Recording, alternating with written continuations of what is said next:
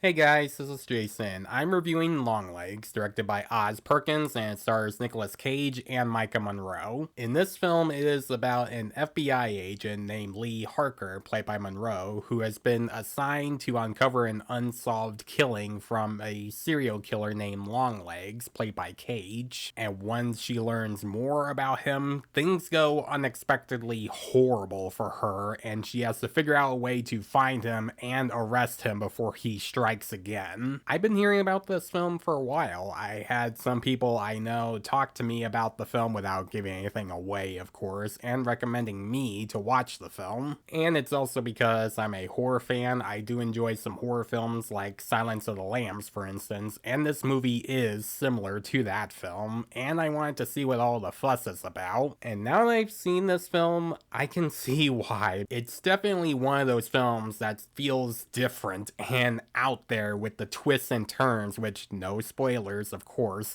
that keep you on the edge of your seat. And with moments that happen that'll give you questions about what you just saw and how Longlegs is committing all these murders, like the kind that'll make you go, what? And that's definitely one of the biggest praises I can give this film. It'll constantly make us, the audience, ask questions about Longlegs and how he's doing all these murders, even though in the beginning of the film they do explain a little bit of who Longlegs is, which we do need to know that in the beginning of the film because it's supposed to set up how dangerous he can be. And that's the kind of exposition that we do need to see from films like this, where they start out explaining a little bit of who the main villain is and how horrible he can be for the rest of the film. And besides the basic stuff that we learn about Longlegs through that exposition scene, we still figure him out ourselves whenever he's either on screen or when he leaves something behind for Lee Harker to find. And when he's out there committing murders, he sets up some murders in some very dark and twisted ways. That's all I'm gonna say there, because there's more stuff involved with that. And Longlegs is one of those movie villains that is so twisted and so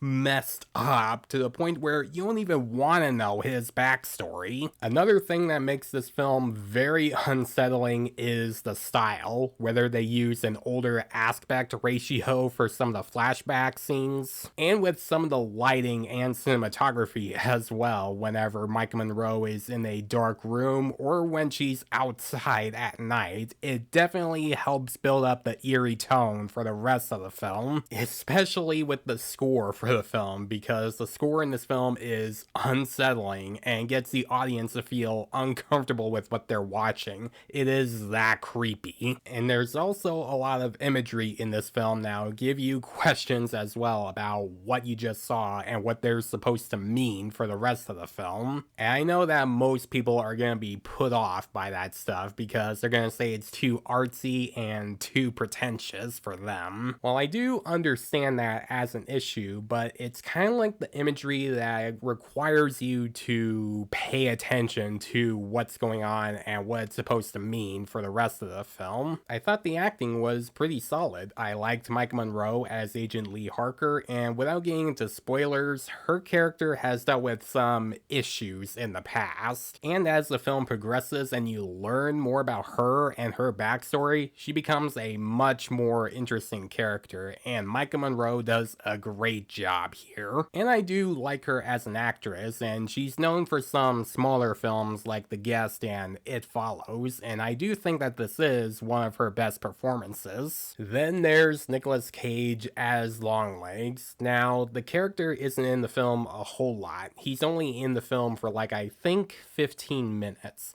But when he is in the film, he is terrifying as the character. His performance gives a very creepy and unsettling feeling with his voice, his makeup, the way he moves around, and with his over-the-top yelling and singing. It's definitely one of his best performances of all time, and it's definitely one of his more over-the-top performances in a good way. And Nicolas Cage is known for having performances that are very over the top, like in The Unbearable Weight of Massive Talent, and most of the time his over the top performances don't really work in some of his films. Vampire's Kiss and Wicker Man, for instance. but the way he acts and the way he looks throughout the film and what the film makes him out to be, it really works for his character. Like in one scene with him in a car after he has this conversation with this girl at a store, it's very over the top, but it works and gives a very more creepy and unsettling feeling. And it's the kind where you feel terrified of him. And what makes him more terrifying is that you don't see his face a whole lot. It's mostly either covered in the shadows, or you just hear his voice, or you just see his mouth whenever he's talking to someone. Now, as for issues, this movie does have some parts of the story that do feel a little familiar. Like the main character is an FBI agent and has been assigned to take care of this case involving a very messed up serial killer doing some pretty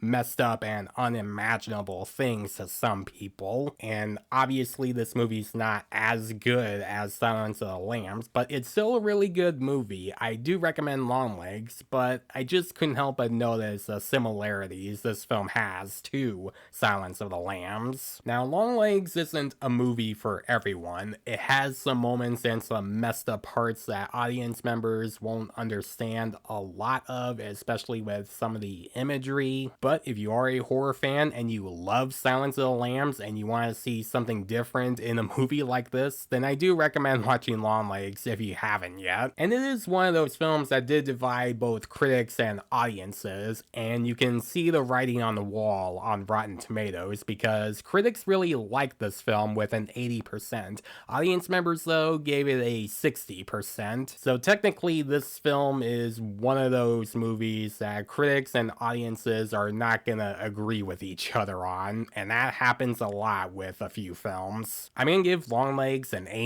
So guys, if you have seen Longlegs, what did you think about it? Did you think it's a great horror film, or do you think that this is overhyped? Let me know in the comments below. And as always, if you like this video, please leave a like and subscribe to my channel so you don't miss a thing, because it helps my channel grow. Hit the notification bell so you know what other videos I'm posting. Follow me on Facebook and Instagram. Thanks for watching, guys, and I'll see you in the next one.